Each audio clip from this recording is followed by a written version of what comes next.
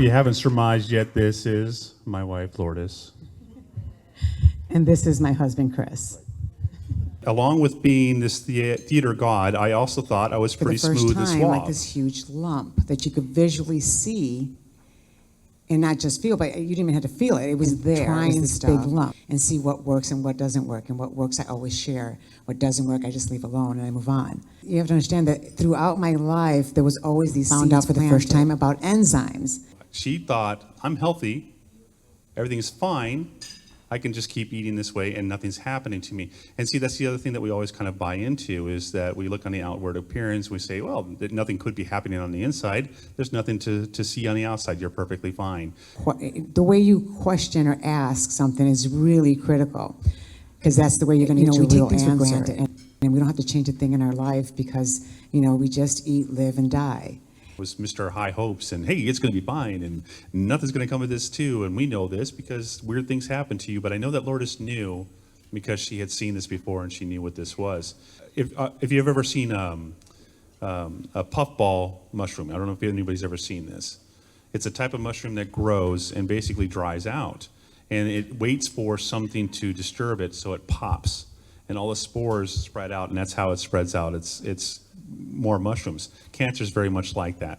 It lies in wait until something happens, a bang, a cut, or a crush that can disrupt it and spread out further into the body. 3 years prior, and catch you about 3 years prior, I was really succeeding in Hollywood, and I was really excited, but I had this nagging feeling inside that I needed to be a difference somehow in the world. And I think I drove my husband crazy because every day I'm like, there's this thing I got to do, and I can't put my finger on it, but it's in my gut that there's something I got to do to be a difference in the world. I remember taking my sister to her treatments. I remember when she had her lump in her neck, when they did the biopsy, that whole process of what she went through.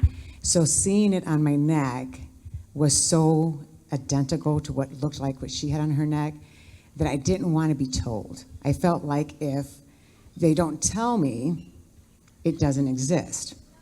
So I avoided it. And then is when she said it.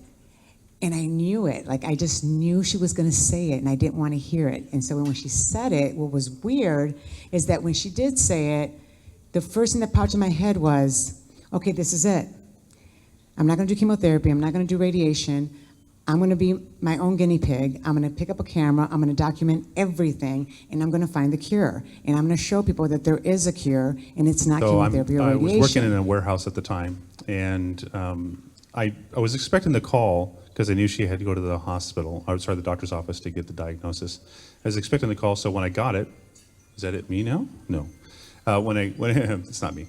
So when I went to the warehouse to answer the phone, I kind of was expecting, it's fine. Because again and again and again, these weird things turned out to be fine. So I was expecting it to be fine. I wanted to do a documentary, and I was gonna figure this out, and that was my calling. To be able to be a difference in the world is I need to use myself to show and find the cure. And I was just against that. That was the stupidest thing I had ever heard, that she was going to do this path. And I told her as much. And I was out of love trying to explain to her that she was making a huge mistake. Once I saw that was my journey, that was the thing that I was going to do to be a difference in the world, I could not let anyone steer me any other way. And I did take it my route, and it was amazing. And once I started doing the research, and I even shared and said, because for me, you share, you tell people what you're up to, because somebody out there is gonna say, oh, you know what? I know what you can do, or check this book out, or talk with this person, because they did it. Is I was under the weird notion that love meant that I needed to fight my opinion onto Lourdes. And I needed her to see it, because that's what love is. I love her so much, I'm gonna get her to understand this. But the reality is what love is just pure support. I hadn't talked to my dad for a long time. And he was in Puerto Rico.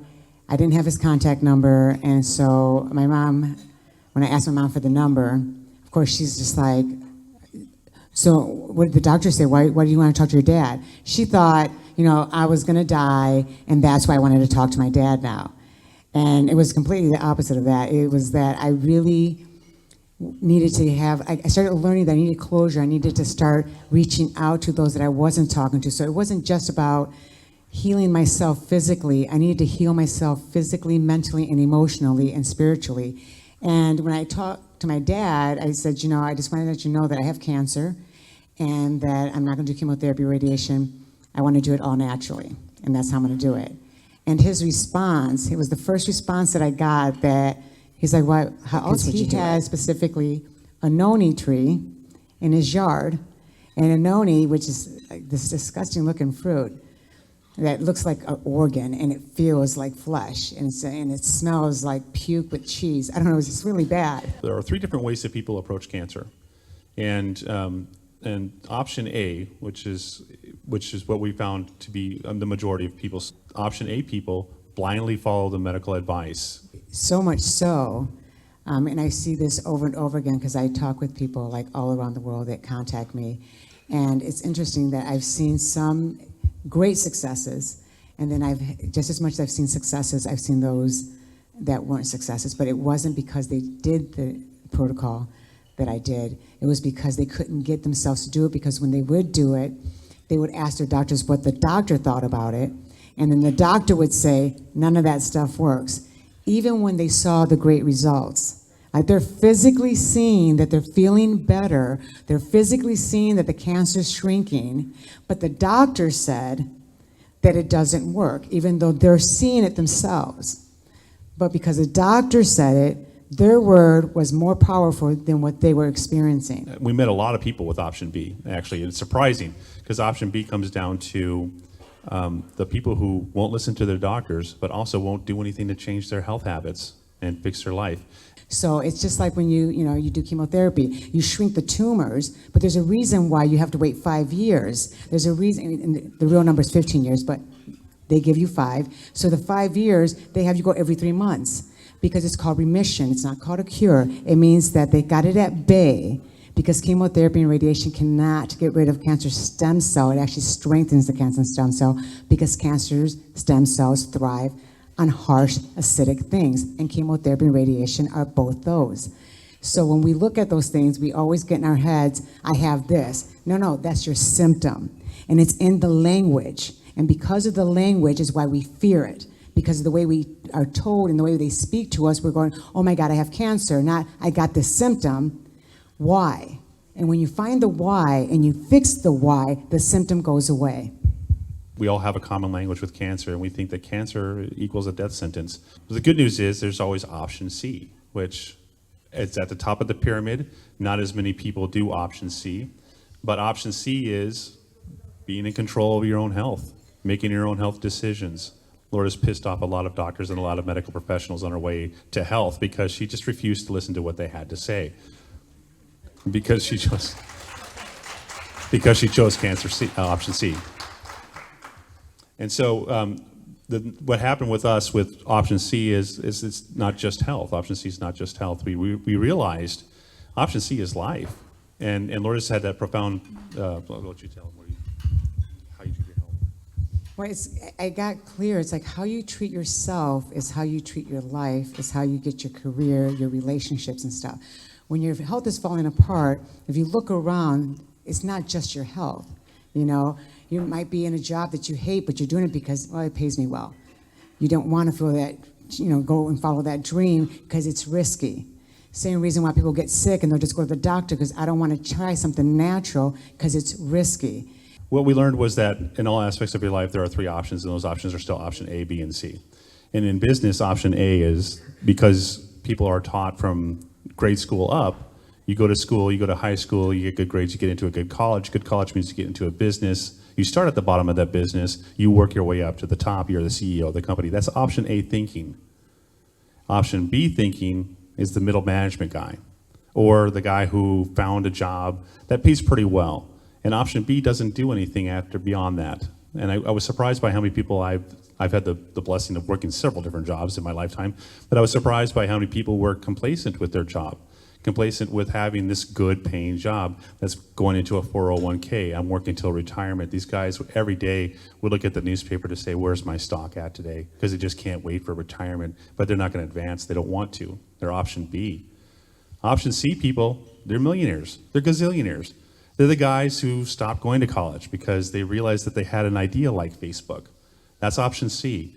Zuckerberg is option C. I mean, no, uh, I mean, college is good for some, but what I'm saying is that it's not the way. That's option A thinking, is to say it's the way. There are several ways, and these multi-million-dollar corporations, Amazon, Bezos. I mean, if you look at their history again and again and again, they bucked society. They went against the norm. They didn't try and work their way up to the top. They questioned everything. They moved outside of their comfort zone. That's option C thinking. And what we learned too is that option A, B, and C works in in relationships that we have in life. Option A people, they're taught, they have a mother and father, nuclear family. They're raised to think that you stay with your wife or your husband, and that's what you're supposed to do. You have to meet someone, you have to get married, have 2.5 children, 2.5, and then no matter what, you stay with that person. You stick it out thick and thin. You say it's for the kids. You give these different reasons, but you do it because you're raised to believe that option A in marriage and in relationships means that you just have to do the deal, you do the right thing. Option B people in relationships, they divorce. They throw their hands up, they say, nope, I can't do this isn't gonna work for me. We've reached an impasse, we forgot why we fell in love in the first place, we're just gonna divorce. And option B people are usually the bachelors after the fact. And then option C in relationships and in your marriage is reinventing love as often as you possibly can for each other. And Lourdes and I have that with each other with option C in our marriage. We put option C in our marriage. We try and learn ways to be amazed and love each other every day. We did this game for, it was a couple of weeks, where we could see who could say I love you more to the other person. Just these little things like that, just to reinvent what love was between us and re-support. And I know that she's my best friend, but she's also my biggest supporter, and it's a two-way street. So we know that option A, B, and C exist in relationships as well. You can have it. You just have to know that you're consciously going to be doing better for your relationship. We take life classes together where we learn more about like how to live our lives to the fullest and to the bone. We do that together so that we can continue to be there for each other. And then, it's even in a spirituality sense. You can, but it goes on and on. You can choose A, B, or C for practically everything in your life. And just understand that A is what society says it's going to be. This is the norm. This is what you're supposed to do. B is a complacent sort of life. It's just, okay, life happens to me. I'm not happening to life. I'm not dictating what happens to life. Life just keeps giving me what it gives me, and I can't do anything about it. That's a B mentality. But C says, I create my day. It's up to me to make my day what it is. Actually, C reminds me of when you're the black sheep of the family. I know I was. Right? When you're the black sheep of the family, you stand out different, right? You're that kid that is just trouble, and you don't never listen to anything. And so I think that's what option C is, because that kid, that person, knows that there's more than just doing the same old, because that's just boring to them. There's got to be a better way. And option C always looks for that better way, whether it's in your life in any aspect. It doesn't make a difference if it's a job or a relationship or your food or your health or your spirituality. Like, it doesn't make, it's when you look at that and go, I need to know more. She's passionate about stuff. So we have option C. It's become a movement. You'll see photos of people putting a C over their heart. This is a commitment that we're choosing option C in our lives, where we're making our own lives as we go through.